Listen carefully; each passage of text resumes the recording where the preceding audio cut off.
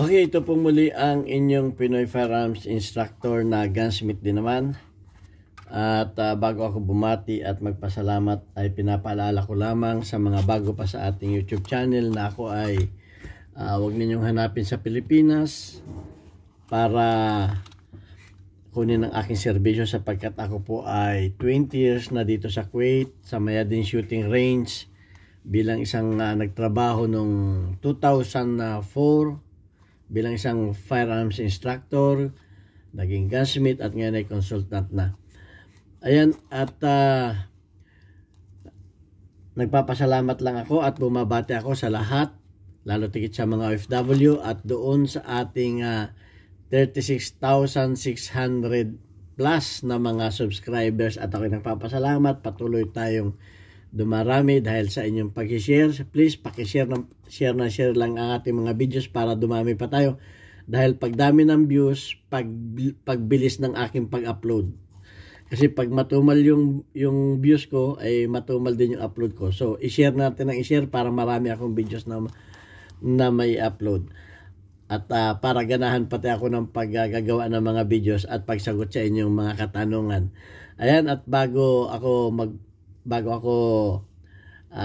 magpatuloy ay gusto ko lang munang basahin ang katanungan ni Raba Pangansayan. Okay, ito ang katanungan ni Raba Pangansayan. Sir, magandang gabi. Magandang gabi po. Baka masagot ninyo na po yung tanong ko. Hehehe. Baka ito ay pang ilang tanong na niya, hindi natin nasasagot. Kaya sasagutin na natin. Ang sabi niya, kung ano po ba yung mga epekto sa baril pag malambot po yung spring ng magazine. Salamat po. Actually, madali naman ito sagutin, pero baka nga ito na pagkalimutan na natin. Okay, Raba Pangansayan, ito na yung kasagutan ko sa iyo, pero magpapasalamat lang muna tayo dun sa ating mga sponsor, sapagkat tayo po ay charity vlogger. Ang priority ko po talaga ay pagcha-charity. Ngayon inisip ko na kumita ng pera sa YouTube para masuportahan natin yung 6 na mga estudyante na anak ng mga single parent natin tinutulungan sa pag-aaral. Ay gumawa ko ng content na yung kinikita ko dito ay itinutulong ko sa mga bata na anak ng mga single parent. 6 lang sila, pero 6 na libo din kada linggo ang ating nawawala sa ating bulsa, dahil siyempre tig 1,000 sila kada linggo. Maliit po yung ating YouTube channel. Actually, 5,000 lang ang kinita nung nakaraang buwan, so kulang na kulang. Kaya ako'y nagpapasalamat ng malaki sa ating mga supporter. Yan, ang ating mga supporter na nagpadala dito sa ating GCash number. Okay, yung nagtanong bakit yan ay number ng Pilipinas, dahil yan po ay anak ko, tresurera. Kung dito po ninyo ipadadala sa Kuwait, yung pera ninyo ay ibabalik ko sa Pilipinas, ay malaki po ang isang transaction ay nasa 300 pesos. Sayang pa yon. Kung pinadala ninyo ako ng 300 pesos, ay di, babayad lang natin pabalik. Okay, kaya yan po yung GCash number ng anak ko. At ako'y nagpapasalamat kay Alfredo Isidro Ordesipay ng Las Piñas, kay Architect Arnela Salvador ng Kuwait, si Jobil Platon ng Riyadh, Saudi Arabia, si Ombet ng Kia Motors Kuwait, at si Anthony Evangelista ng Pasay, at meron pang isang hindi ayaw magpakilala, tawagin na lamang natin siyang Adrian. Ayan, at doon sa mga gusto pang magpaabot ng pagmamahal sa ating 6 na mga estudyante, ay maraming salamat sa inyo. Okay, at may nagpapa-shoutout lang. Shoutout kay Alvin Factura ng Filipino Action Shooting Team ng Kuwait. Okay, kahapon ay na-meet ko siya, dahil yung mga taga-embassy ay sa pangunguna ni Ambassador Jose, nakalimutan ko na yung ambassador natin, sorry. Basta Jose ang pangalan lang natandaan ko. Si attorney ang tingin ko sa kanya, si attorney. So nandito yung mga yung mga taga Philippine Embassy at natuwa sila na nagkameron sila ng practical ng gun safety seminar. Ayan, at isa sa mga nag-assist ay si Alvin Factora ng FAST. At thank you sa yung panunood sa aking YouTube channel at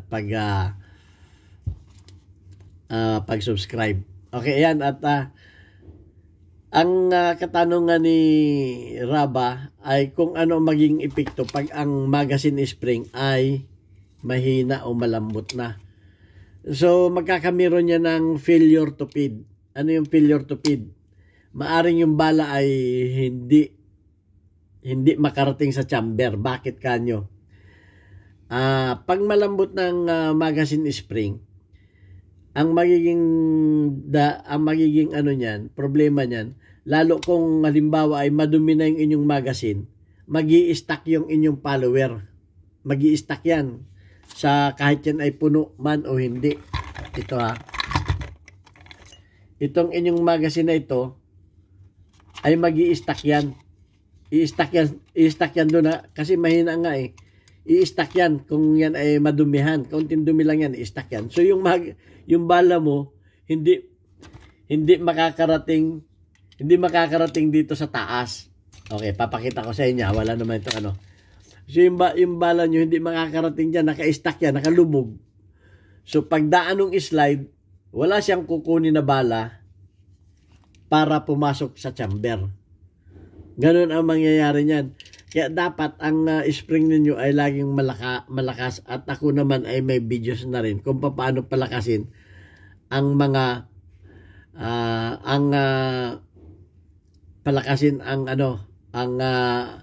ang mga spring ng mga magazine. Ang isa pa ay posible ang mag-nose dive.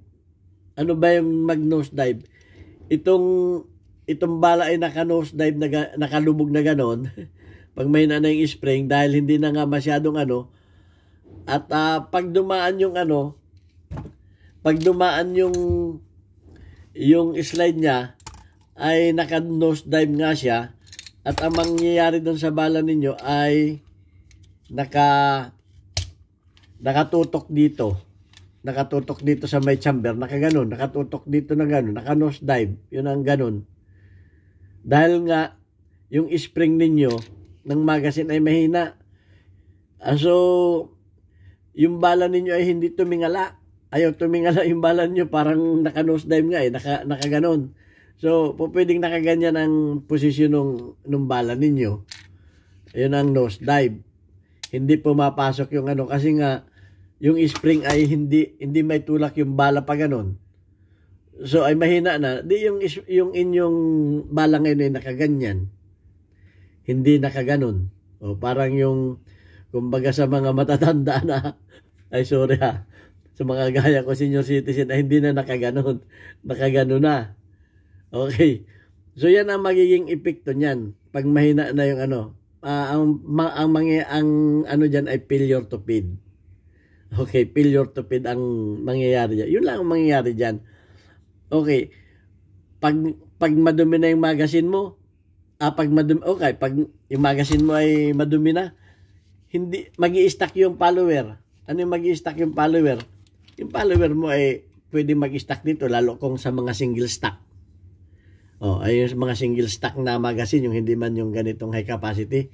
Ganun ang mangyayari. Kaunting dumi lang, hindi na maitulak ng spring. Kasi nga, may na yung spring eh. Stack yung bala mo dito, nando sa loob. Yung bala mo wala dito. Dahil nga yung follower niya, sumikip na. At kung makarating man dito yon sa ay posibleng lalo pagka mga isa na lang bala o dalawa na, nakaganon na yung bala, gaganon yung bala mo. Nakaganon na. Kasi itong follower na ito ay hindi na may tulak ng maayos. Nakaganon na lang. So, ganun ang mangyayari. Okay, at yun lang ang nakikita kong yun lang ang nakikita ko na posibleng maging dahilan ng magmamalfunction yung barrel ninyo. Kaya dapat laging malakas yung spring ninyo, malakas ang tulak ng spring ninyo. Okay? At kinakailangan naka-tune up lagi yung inyong recoil spring. Okay, yun ang importante, naka-tune up palagi. Para pagtulak, malakas din ang tulak na ganun para swak na swak yung salpak ng mga bala ninyo at hindi magmamalfunction. Okay, magiging problema ninyo ang semi-auto. Okay, at kung meron pa kayong natatandaan na po pwede ninyong idagdag doon sa aking comment, I welcome naman yung mga comment para ma-share natin yung inyong mga Kasi nagbabase rin ako sa mga experience. Iba't iba naman yung mga experience na encounter natin. Baka may na-encounter kayo na ibang experience, ibang pangyayari. Ngayon kung magko-comment lang kayo, panoorin muna na yung video kasi yung iba inuulit lang yung sinasabi ko. So nahalata ko na pinanood mo ba yung video? Bakit inulit-ulit mo lang din yung sinabi ko? Yung bang may masabi na, ay alam ko ang sagot diyan. Iko-comment din niya yung sinabi ko Sabi ko, hindi ka nanood ng video. Bakit? Yan yung comment ko Tama at may alam ka. Sana kung magko-comment kayo, iba naman. Yung iba na hindi ko nabanggit. Yun, welcome yun. Pero pag nabanggit ko na yung comment ninyo, ay halata ko na hindi ninyo pinanood yung videos ko. Kumbaga, binasa lang ninyo yung title. Ay, alam ko ang sagot dyan. O, di, sumagot ka. Tama naman yung sagot. Ay di, halata lang na hindi pinanood dahil inulit nga lang yung sagot ko Ganun lang. Pero salamat pa rin sa inyong pag-subscribe. Please, baka meron pa sa inyong hindi nakaka-subscribe. Kung mahilig kayo sa mga firearms at kayo mahilig din na gumawa ng mga DIY sa mga ay ito ang channel na para sa inyo.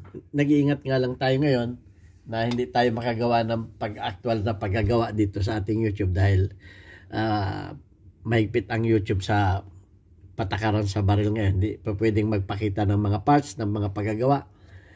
Kaya welcome kayo sa gagawin kong group chat, special class na doon natin ituturo yung mga hindi natin pwedeng ipakita sa YouTube. Mag-PM lang kayo sa aking messenger at welcome kayong lahat. Pag may 20 na tayo, umpisahan na natin yan. Di pa ako nakakagawa ng ng group chat. Okay, ito ang inyong Pinoy Firearms Instructor. Sana may napulot kayo sa aking malit na kaalaman at ingat po tayo palagi. God bless us all. Thank you very much.